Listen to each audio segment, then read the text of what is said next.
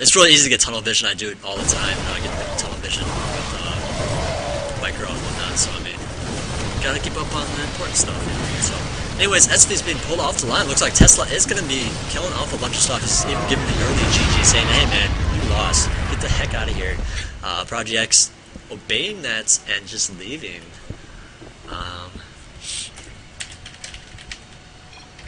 I'm going to be joining the next game because there's nobody left. No. Oh man, my nose is still stuffy.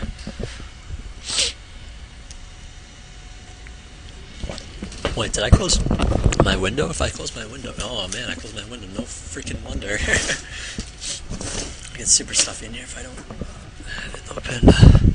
I probably just want to exclude any kind of outside noises. And some people outside are like, what the heck is that guy doing inside, talking to himself? Well, in a game of my own with Fadon. See how many people are watching. 3 people are watching. If you are watching and you were in the last game, join the next one. I just joined the public one. I'm not hosting or anything like that. I'm actually the host because I'm the only, the first person in here, but not like that really matters. Hopefully I'm not too loud. I feel like I'm probably too loud because my mic is set to 100%. Usually I set it to 60, and it's really close to my mouth. So, I mean, let me know if it's too loud, too soft, or whatever. Yeah. My nose is starting to clear up a little bit.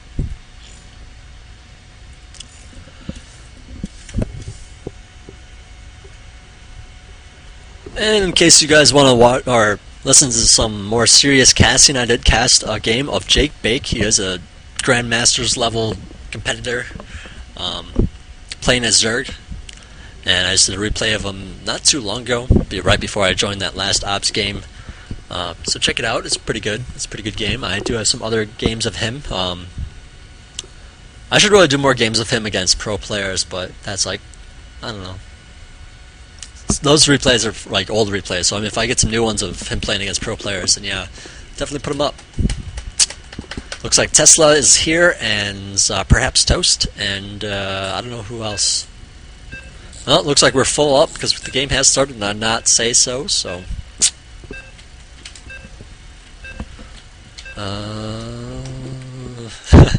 Tesla's asking if you did well last game. Not really, but I guess decent. I don't know what.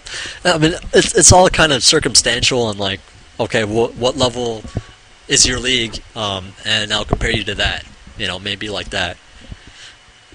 Because that way you're competing against yourself, which is always really good and healthy. Because otherwise it's like, I don't know, comparing against someone else. Like, you compare yourself to a pro, of course you did awful. Or if you compare yourself to a bronze or like a really bad bronze player, like, oh, you might be decent, or depending on your league, you might be really good or bad, or depending on your play. My overlay is probably still up, and it probably looks crappy because I'm on this screen instead of the main screen. Now it's up and good and awesome. Well, anyways, I don't know why I checked myself on there because I'm not playing. I should let these guys casting for shits. Someone pinged in this corner. I'm not quite sure why. I just want to look at all the buildings and all that good stuff. And I think a lot of people just don't look at the train enough. Like, it's just, there's full stuff. Like, look at this. There's all these buildings, and like, it looks really cool. You just don't think about when you're playing, because I mean, it's like, okay, you have this terrain to look at and whatnot. It's like, whatever. But I mean, there are always a lot of good stuff around on Terran or Blizzard maps and GSL maps and whatnot. So I mean, they do a really good job mapping.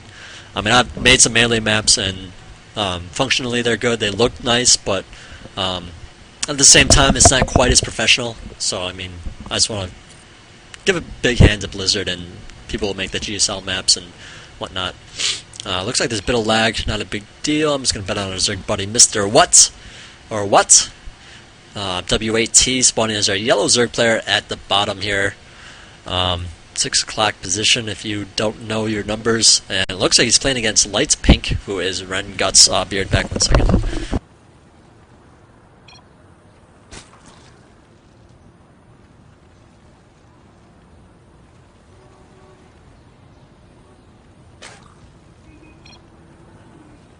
Sorry about that. Wanted to close my door. My roommates just got home, and I did not want to disturb them, and I didn't want to be disturbed by them, so all that good stuff. Anyways, it is Zerg against Zerg in close positions, and apparently someone's gonna pause. He's one of the players, so it's not like totally BM. Game paused. Okay, that was BM because he's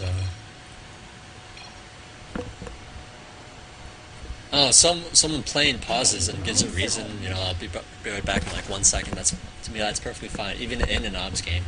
But when an observer unpauses that or pauses, you know, that's just not cool. Like, I wish you could exit out. I'm sure there probably could in the editor. There really probably could be a way to do it, to exit out. In fact, I'm pretty sure there is a way to do it, just so you can't do that as the observer. So, I mean, I really wish they'd make better versions. I mean, there is Icy Jugs and there is Peeps, and both are good in their own ways, but I mean, it's like they're crowded by all the fancy user interface and all that. So, I mean, I don't know, it's just kind of crowded and sometimes laggy and whatnot, so I don't know, I don't find it all that awesome. Excuse me. Anyways, Extractor going up for the pool. Looks like he timed it out pretty well for that fast speed. We'll see if he puts guys in the gas right away for that speed. Looks like What's here is going for a hatchery first. Now, this is definitely very dangerous in these close positions. I'm not even sure if he scouted his opponent, because if you scout, then Cheese is going to kill you, and your build should be able to kill off Cheese as well as play really well. So, I mean, if you scout, you see that there's no Cheese, then fine, put up a hatchery. That's good. That's really good play. But since he is putting it up blindly, I'd say that's pretty bad play. You know, you want to scout your opponent, see what's going on, know what he's doing. Because, I mean, right now there could be 6 Zerglings at his base killing it. So, I mean, and then it'd just be GG because you wouldn't have any Zerglings or a spawning pool even to deal with that. So, I don't know, it's got to be careful of that. Anyways, it looks like he did add on an Extractor and the spawning pool right after. And it looks like Pink here can leave. Probably because of the lag. You know, if it's lagging, you know, I definitely don't like playing in lag. I will do it in Obs just because it doesn't really matter. Unless it's horrible, obviously, but well, we're going to get this next one going in just a sec. It's going to be a Zerg against something. We'll see what Death Guns, Dark Star, perhaps Toast, I think he was Zerg as well. Bo Mercy, I'm not sure what he is either. And, well, 5 seconds.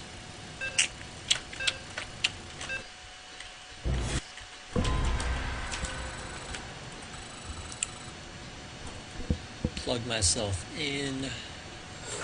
Alright, so we had Mr. What spawning at the same position. Actually, no, is at his opponent's position at the 3 o'clock here is our yellow Zerg player. And we have perhaps Toast spawning as Zerg as well as our dark green Zerg on the 9 o'clock here.